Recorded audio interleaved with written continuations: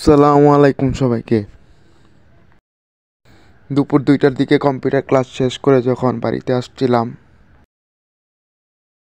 গ্রামের রাস্তার এই অপরূপ প্রকৃতি সুন্দর দৃশ্য আমাকে মুগ্ধ করছে। কিছুক্ষণের জন্য ভুলে গিয়েছিলাম আমার অসুস্থতার কথা।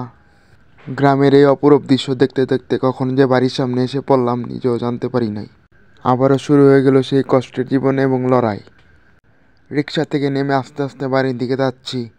এভাবে চলতে ফিরতে আমার যে কতটা কষ্ট হয় সেটা শুধু আমি বুঝি। যেহেতু আস্তে আস্তে বিকাল হয়ে গেছে, এজন্য গোসল করব না, হাত মুখটা ধুয়ে নিতেছি।